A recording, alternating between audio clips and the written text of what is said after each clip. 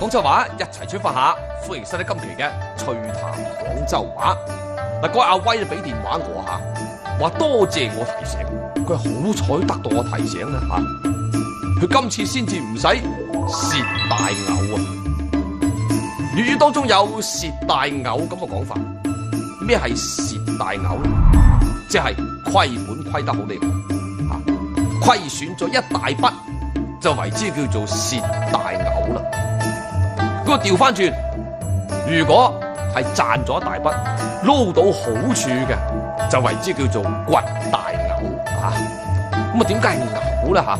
嗱，其實呢個諧音嚟嘅，牛即係舊咁嘅意思。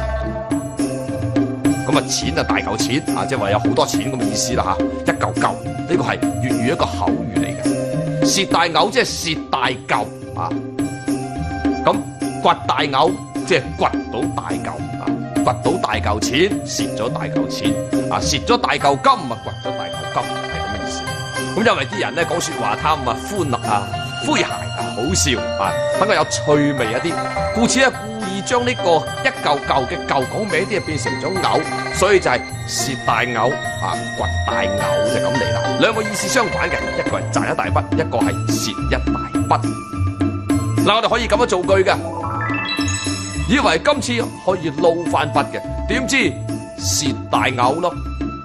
嗱，其實喺粵語裏邊咧有好多同牛相關嘅詞嘅嚇，譬如話大碌牛，咁啊形容咧佢啲日子啊好安逸咁嘅意思嚇。咁啊另外仲有拋生牛同埋煲老牛添，不過咧拋生牛同煲老牛咧就同錢啊無關嘅嚇，係同情感有關。趣談廣州話，一齊出發下，我哋下期再一齊趣翻。